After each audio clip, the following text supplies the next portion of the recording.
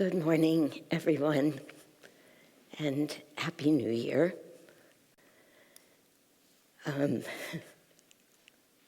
Isn't this altar amazing? It's just so regal, right into our seventh chakra. Whoever did it, thank you. But the whole morning's been like that. Every chant that was chanted, Stephen, that reading from Whispers, I don't think I've ever heard it. It was fabulous. Yeah, and really speaks so right to the topic of looking to find God, pure, perfect love everywhere. You know, this reading, of course, speaks about unconditional love. That's what God's love is. That's what the reading is. That's what all of Swamiji's explanation is. It's not easy to talk about it. It's not easy to talk about the way that God manifests through all of us and the importance of being able to come back to that source to find everything that we want to be perfectly well.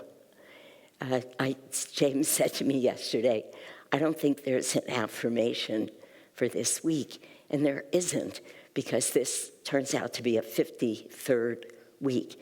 I think it happens about once every 5 years in the readings. We don't get to talk about this perfect love every year.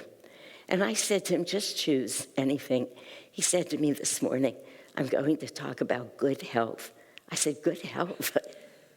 I mean, no way did that feel like what we should be talking about. But the reading, the affirmation, thank you. He said, don't worry. You'll find your way to love through it. And he was right. And it's hard to remember the whole affirmation or Swamiji's talk or the prayer right now. But what it says is this: find your way back to perfect love. Get rid of all fear, all doubt, everything that holds us back. And of course, that's huge. But if we do that, this Swamiji promises us, we will be well. We will be sitting in the heart of infinity. Yesterday, I spoke on the phone with a woman that I've never met. A friend of mine called me and actually wrote to me and said, I need a favor from you. That's how it started. Well, already I knew you don't say no to that when it's a dear friend. And they asked me if I would speak with this woman who had just had a baby a week ago. She's not part of our path. And both she and the baby apparently were having medical problems. That's how it was presented to me. And could I speak with her and try and help her? So, of course, I said, yes, I would. And it turns out that this young woman who had her first baby exactly 1 week ago, immediately at the time of birth, developed high blood pressure that's just been going up and up and up into dangerous range. And I didn't ask her till the very end, but what was happening with the baby was a little more common. The baby had too much bilirubin in its system, and typically babies do okay when that happens. Nonetheless, when it's your brand new baby and the baby's turning yellow and the bilirubin's climbing, it's terrifying. And of course, that terrifying was not helping her blood pressure. But as I said, the blood pressure just kept climbing. Several trips to the ER. This is in the first postpartum week of the first baby. This is challenging. So I went through a lot with her. I spoke to her about blood pressure. I spoke to her about the incidence of this just after you've had a baby, that it might stay, it might not stay. I spoke to her about the incidence of high blood pressure among Indians, which is quite high, and a lot. And I talked to her about all of the ways that we treat pressure, high blood pressure if we need to, and all of the time, trying to really present calmness, because I had to say to her, I reminded her that I was not stupid or naive. I actually used those words with her. We've never met, we were just on the phone. We weren't even seeing each other. And I reminded her where I went to medical school. I was sort of needing to puff up, have all of the power and energy and credibility that I could on this call. But I said to her, I need to ask you to do whatever it is you could do to try and stay calm throughout this, because every time you're not calm, that is signaling your body to bump your blood pressure up. Now, I know what I'm asking is difficult. And, again, we talked about, of course, she can't exercise very much right now. It's a complicated moment in life, very. But we went through all of that.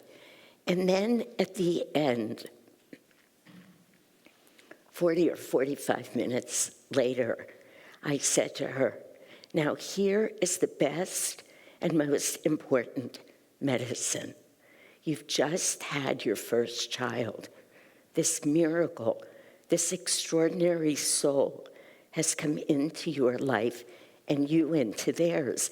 And you could forget that right now because you're over here being so anxious.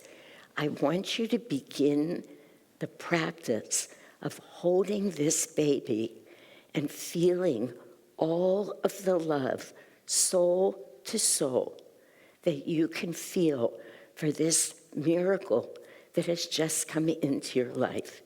You can't exercise, you don't meditate yet, many things that aren't happening, but the love of a mother for her child, the love that you can feel for this soul is the very best medicine that I could offer you right now. And it really broke through everything. She was actually able to feel calmness at the end of that call. This was something she could do. She remembered.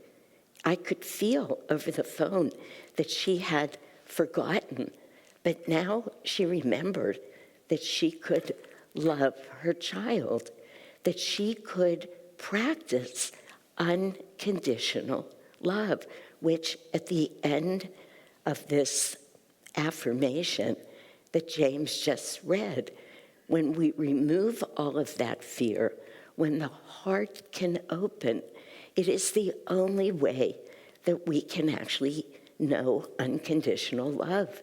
This is why it's so challenging, in a way, to talk about it, because it's nothing we can learn. It's just something we have to keep moving towards. We have to keep practicing. We have to look at our child with such wonder, and that it takes us out of our mind, that we forget that we have stress and high blood pressure, that everything from the adrenal gland is pounding on the inside of our arteries saying, constrict, constrict. But the heart comes and it opens and it says, no, relax. God is here. He's right with you. He's come to show you in this little bundle of his presence in your life. You know, the very first thing that Master Yogananda asked of Swamiji, which we've all read, we all know, he said, will you give me your unconditional love? I will offer you mine. Will you give me yours? Right in that very moment, first meeting of Swami Kriyananda with Paramahansa Yogananda, he laid out a lifetime of what Swamiji would do with us, for us, how he would teach us the whole practice of unconditional love. And that is exactly what Swamiji did. And we remember Swamiji even questioned it. He said, well, what if you ask me to do things that don't feel right? Master said, I would never ask anything of you that God himself hasn't told me to ask. Will you love me unconditionally? And then he touched him. He opened Swamiji's heart. This already extremely highly evolved soul was invited right into that place, because everything else that we practice, that we learn, that we're attempting to do is dissolved. Everything in this place of unconditional love.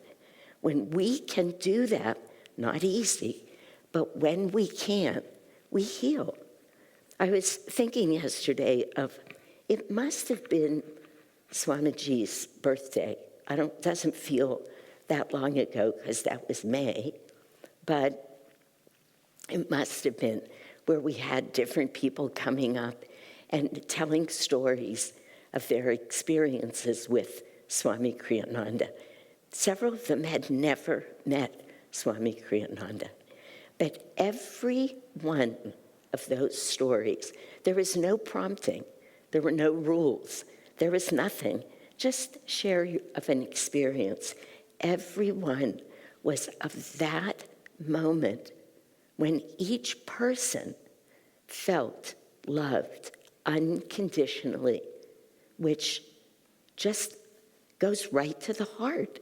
It bypasses every other system, and it lifts us up when we are seen and loved perfectly. And I told the story that night in a talk. It's not even a story. I knew Swamiji. I was around him.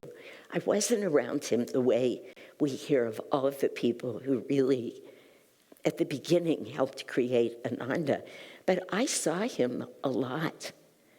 And it was not more than a couple of years ago. He was out of his body, sitting in meditation, where I felt without a doubt, without a moment of doubt, Swamiji's pure, unconditional love. I remember it came to me, he loves you, Shanti. He loves you purely. It was one of, if not the greatest moment of my life. To be seen and loved that way awakens within us, each of us, all possibility. I could say to know God, but the possibility to have everything we need, not that what we want, everything we need to feel free. It's all right there. You know, I looked up last night a story that I told many years ago here during a talk. And many of you will know this is a true story, but you'll know some version of it. But this story happened probably 50 years ago, maybe 55 years ago. For those of you who are very young in the room, we didn't have computers yet. Believe it or not, they didn't exist. But there was a family who had a son whose umbilical cord wrapped around his neck at the time of birth and caused brain damage. And it led to a condition which was diagnosed very soon after birth. Several conditions, but basically cerebral palsy. So he was spastic. He couldn't walk, he couldn't talk. His arms, we've all seen pictures of it. Everything looks out of control. Extreme debility. And the disability, I'm sorry. I knew that wasn't a word as it came through, but I think you all knew what I meant anyway. But everybody was advising this family to put their son in a home They literally said to him, he'll be a vegetable. Just put him in a home. But the father said, I looked, this was my son. He recognized his son beyond the body. He felt that pure, unconditional love in that moment that many could not have seen beyond what was happening. And he said to his wife, I will never let him go. I will never let him go. And he created a computer program because the only thing that the child could do looked random, but the father knew it wasn't, was spell out certain things with keys that the father had created through the computer, so he wasn't spelling words, to be able to communicate. And so they did. They started communicating.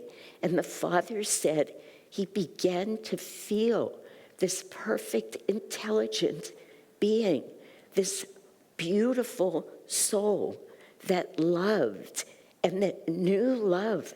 He said more perfectly than I did. And he had this intuition that the son was athletic, could find joy through sports. And again, I know some of you have heard it. This is such an amazing story. First, he built a special bicycle where he could put this child, who was not even so small, in a basket. And he started racing, and he did bicycle races. And the child would come home and tell him, when we're racing, I feel God. I love God. Then he started literally doing marathons with the child on his back, who is not a child, who was growing into a man. Then they did triathlons. They did the Ironman together, always together, in perfect love. Imagine it. He saw beyond everything that we see every day, everything. And he knew that this is what had to happen. And there are many YouTubes about them. They had the most perfect experience of God's love. I just want to find a quote of Swamiji's. I'm sorry to be sidetracked by this. Oh, when Swamiji was being interviewed during something, I don't know what it was, somebody was asking him, how do you go about building community? One might think that somebody would talk about the logistics of building a community. Swamiji's response, for if anybody's new here, Swami Kriyananda, who founded Ananda, which is now a huge, global, magnificent spiritual family. He said, I ask myself about every person, how can I help each soul fulfill themselves? Isn't that beautiful? He didn't talk about anything else. He didn't talk about one thing on the material plane. How can I help each soul to fulfill themselves? This is the question. If we all sat with that, everybody, doesn't matter if we have a title, a specific role here, if every time we came across each other or anyone, how can I help them fulfill their soul? That was the question that was constantly with me as I was speaking to this utter stranger, needing to go through all the medicine. That was essential. But in the end, love perfectly. In the end, that is how we treat everything. If we ask ourselves that question, we too, it's not what we're doing for them. You see, it's like this story. This is what happened to me when I watched the YouTube of this father and son. I was always striving to be the father, to love perfectly. But it came to me, Shanti, you're the son. We're all the son. We're all disabled in some way. And there's God, and he's taking us on bicycle rides, and he's bringing us into the water and he's running with us and climbing with us. He's saying, look, I will do anything with you, anything. That is how much I love you. Perfectly, perfectly. What do you need? Come here, I'm here, I'll do it. All we need to do is practice the presence of God. You know, it's so simple. It's not as big. It sounds huge when Jesus says, love everyone as you love me. We all know, if we're honest, we're not quite there yet. But that's where we're going, so we just practice it. We just practice seeing and living in the heart of it. I'll end this with one last quote of Swamiji's. He wrote many secrets books, as we all know, and he wrote Secrets of Meditation. Every secret in every book, every secret, 30 secrets per book, 26 or 27 books, holds a seed to our entire spiritual journey. I'm convinced of it. I haven't read them all, but we're into our second book study here, and it's what's revealing itself. Every single day, he said, do you want to learn to love God? Here. Do you want to be free of everything that holds you back? Here. And it's all in that. How do we open our hearts? How do we live expansively, not contractively? How do we move from personal love to the love of God? Impersonal, as Swamiji says. Because when it's personal, it's contractive. This is what he wrote here. And it's true. It holds us here. We're smaller. When we learn to love God in everyone, they certainly feel good, but oh, what it does for us. Here's what Swamiji says. In the secret of meditation, one day,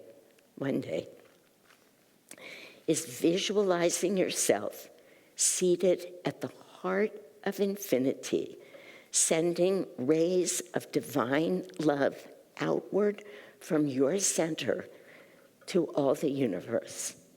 The secret of meditation is visualizing yourself seated at the heart of infinity, sending rays of divine love out to the universe. Now, there's something that each of us can practice every day. It's a visualization. But if we do it day after day, it becomes our reality. Then we are living in this unconditional love. Then we cannot help but see everybody as Christ himself, as God himself, as Yogananda, that divine presence everywhere. God bless you. My light within us shining, has shown where freedom lies. From earthly walls confining to soaring spirit skies. How oft like sheep